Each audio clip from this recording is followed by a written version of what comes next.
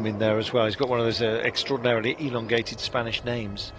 And yeah, he decides to push on. This is to give an excuse to Jaime Rozon, and indeed the rest of Caio Rural, not to have to impose themselves too much at this moment. Just double checking, yes, Aramburu is also pretty handy, Alex Aramburu for Caio Rural. Just double checking that he's still part of the race because I haven't spotted him, but he is. 14 kilometres then. And the grind goes on, Brian. I think that's what this is, a proper grind today. Yeah, I'm not too sure if it's the best thing to do. He needs 1 minute and 20 seconds. I don't think he's going to get it in this climb. He's already been in the breakaway today, obviously feeling good. If you can remember the stage he won in Istanbul, beating Mark Cavendish, the final stage in the Tour of Turkey some years ago. He's a strong rider, but I don't think it's his climb today. Marco Canola picking out the Italians today, naturally enough, following the news of the death of Michele Scarponi. We will, of course, race on tomorrow to Zagreb, and those quick guys will have their fun. Nobody really having fun today. I imagine that celebrations will be muted at the line because of the terrible news coming out of Italy this morning, with Scarponi. So we get a trio yet again. Of course, race out front here, and CCC, you know, they lead the team competition here, and that's big potatoes to these guys, isn't it? Yeah, they want to keep a hold of it, and I think they will, because look at the Tangerine riders behind.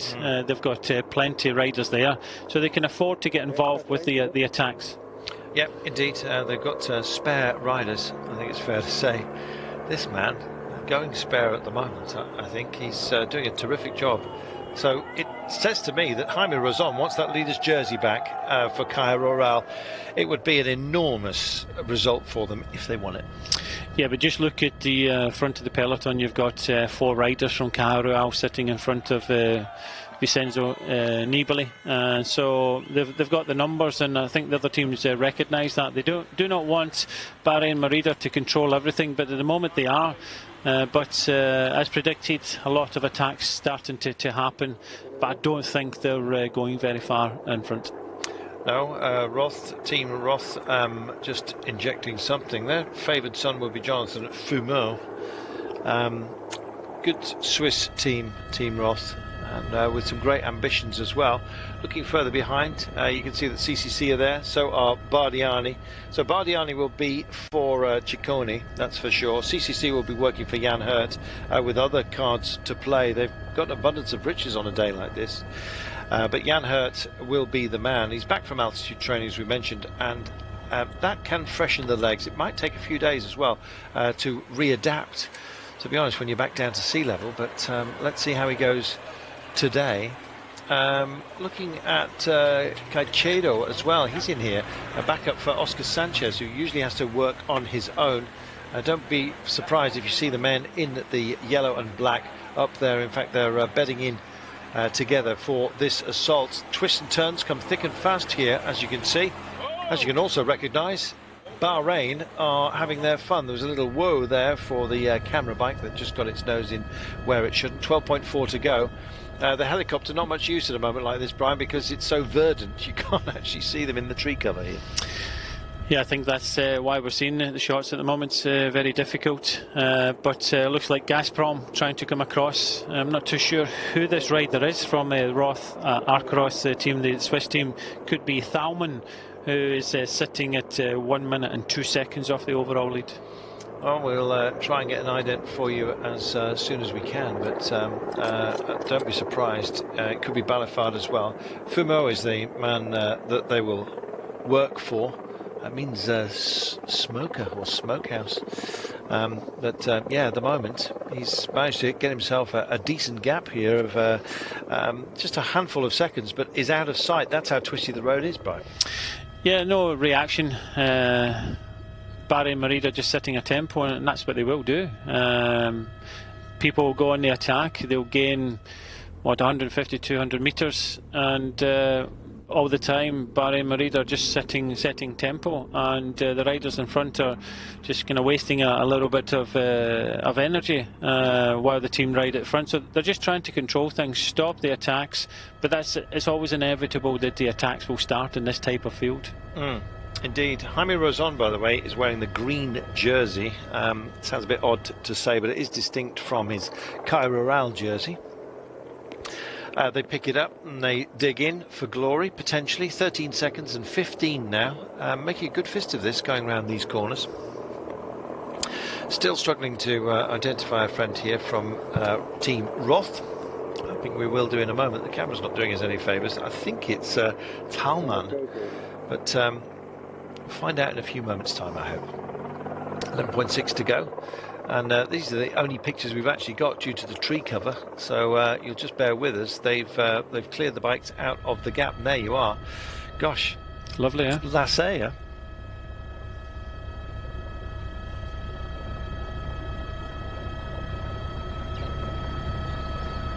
Lassé meaning laces, and it looks like that. We've got a couple of Lassé stages in the Tour de France, famously, but this looks absolutely beautiful, and there indeed it is. Well, I could say you could call it a good guess or good judgment, but it is indeed Roland Thalmann. There he is, and embedding himself out front. This is a sacrificial role he's playing for Johan Fumeau, unless of course suddenly that stretches and indeed snaps. He's not a massive threat overall, Brian, but 1 minute and 2 would say that he's decent enough, yeah. and best placed of the Swiss team's riders. So going out there earlier, Fumo is probably a bit more experienced, but definitely Talman from Roth is a danger. He's obviously climbed well enough, and that much of a danger. And this is interesting to see that Barry and Merida were setting a tempo, obviously not hard enough for Rizon and his teammates, and so he sent a teammate up to make it a little bit harder. Indeed. And a hammer's down at the moment, and Roland Thalmann is doing a very, very good job. Look at this, and he's got a proper 12-second gap. We say that on a climb such as this because if he can maintain his tempo, and he doesn't look like he's struggling at the moment, Brian, he's holding station. No, he's got into a good rhythm, and the Gazprom rider behind cannot close the gap. But the injection of speed from Caruel means that Rozon wants it harder. He feels good. And unfortunately, I think these two riders will be pulled back very quickly as we see Mas, who's in the breakaway for Caruel, just being distanced at the back. Yep, indeed. Indeed, we're just hoving in right now on Kieselowski, Manny Kieselowski of Meridiana Carmen team. Well, he's not having one of those, is he? A calm one today, I'm afraid. So, Tour of Croatia rocks on, and it's the big Queen stage today. Just having a look at our friend who's out front, Kalman. This is Shalanov, who's chasing him down, as you can see.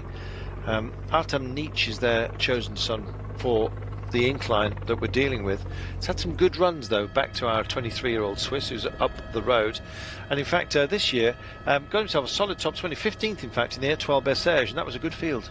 Yeah, at the start of the year, a rider that wants to go out there and you know, show his face, show his cards, show the world what he can do. And when he's in a race like this, why not? Why not have a go? I think it's still a long way to go for Talman to hold the peloton off, and he'll be getting instruction from his team that Caruel now at the front setting a harder tempo, and it's going to be very, very difficult for him to hold everybody off. But I like to see this. I like to see these young riders come here and try hard, just like Dan Turek in the break for the last 2 days, gets himself in the initial break today. Okay, he gets dropped in the horse category climb earlier today, but it's about showing your face, it's getting involved with the racing. They still have a couple of cars to play. Roth have, they get Fumo at 1:39 and Stussy at 2 minutes and 11, so they're doing reasonably well in this race. Yeah, they certainly are. The spittle-laced visage here of the riders who are taking on this incline. And it's under 10 k's to go now, and it's starting to bite, Brian. It's relentless, this climb. There's no flat road in the whole reach of it. No, you can just see the effort from the Caruel rider at the front. It flattens out. Yeah. The hardest parts still going up. are a bit further up the climb, but the tempo's high.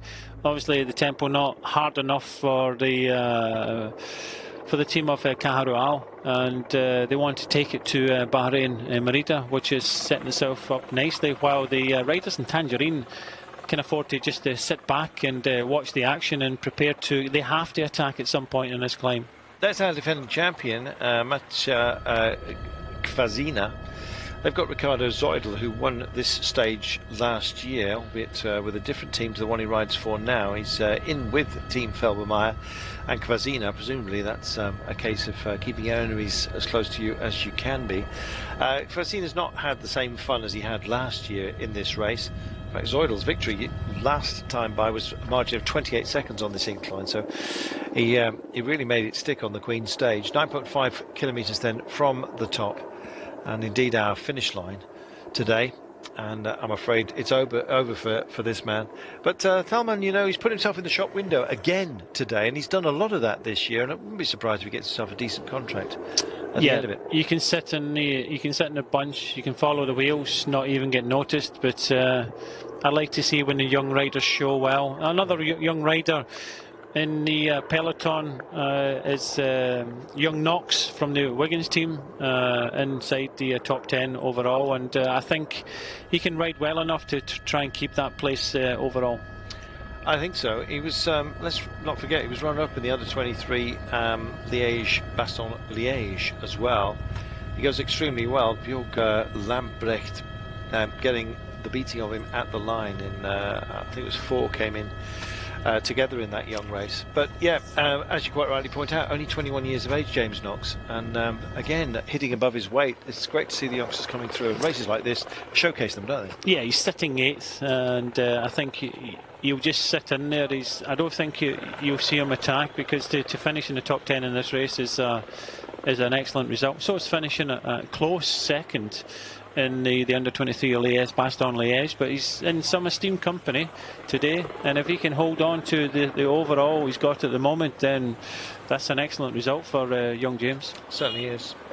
Thanks for your thoughts today, most of you echoing ours regarding Michele Scarponi, who sadly passed away this morning after a road traffic accident. He was out training and was hit by a commercial vehicle at a crossroads, we understand. Details still not at their fullest, certainly not for us as we concentrate on this race. Here we go then, and it's roll the dice time, and this is Samuelo who's decided to go off for CCC Spranding, and in fact sails by Thalman, and this is a proper move right now, Brian. Yeah, Samuel is 34 seconds off the overall lead, and that's what we're just looking at earlier on. They've got options, they've got plenty of cards to play. And when you've got 3 riders sitting in the top 10, why not? Why not try and win the race? And with Samuel sitting 9th overall at 34 seconds, then you know the alarm bells will begin out. But there's enough Bahrain Merida riders to control this race at the moment.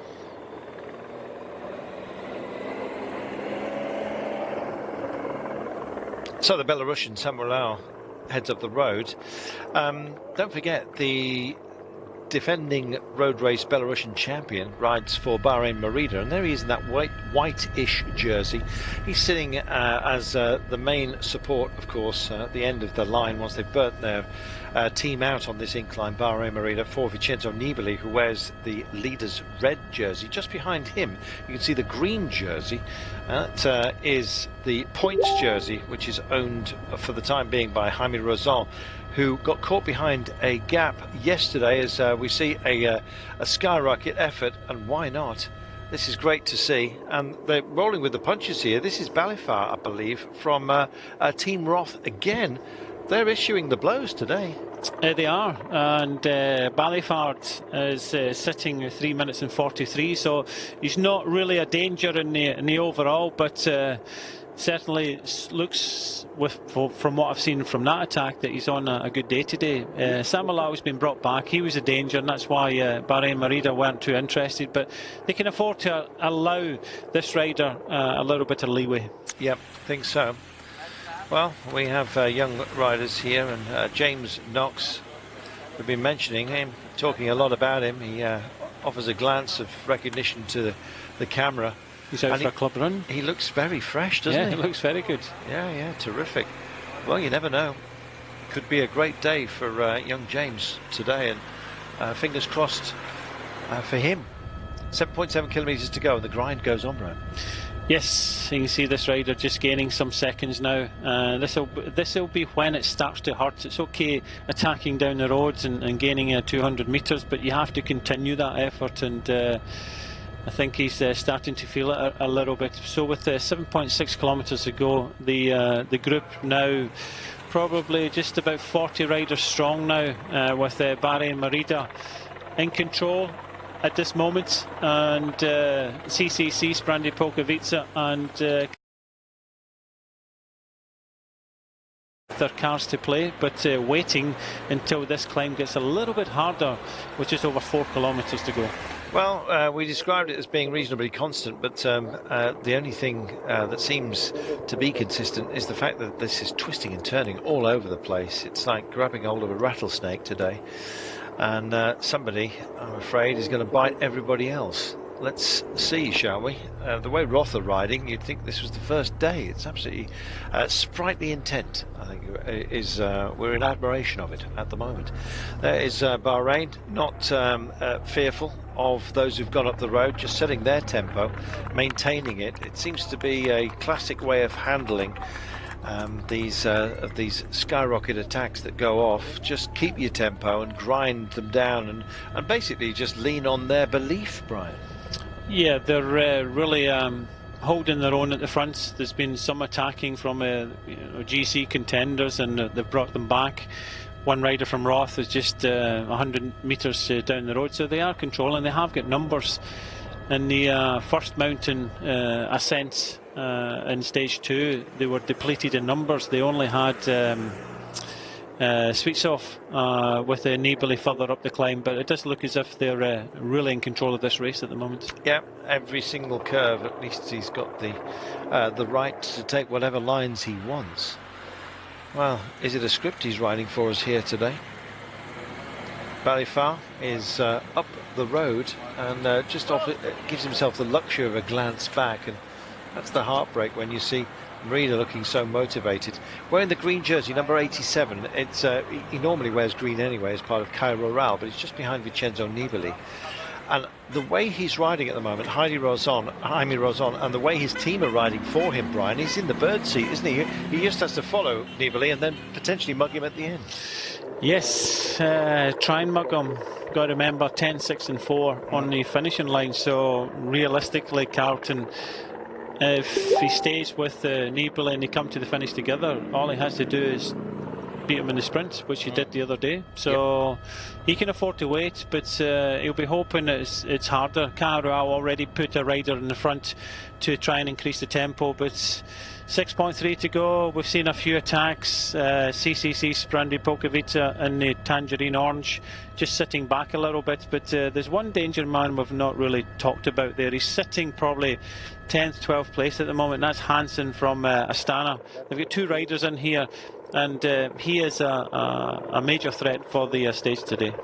Well, he was runner-up in this race, don't forget, Jesper Hansen last year as well, finishing second to Kvasina. And I think he'd like to take that extra pace forward. Why not? Certainly in terms of a stage win today, that would be a great tribute to Michele Scarponi, who left this earth this morning. 6.1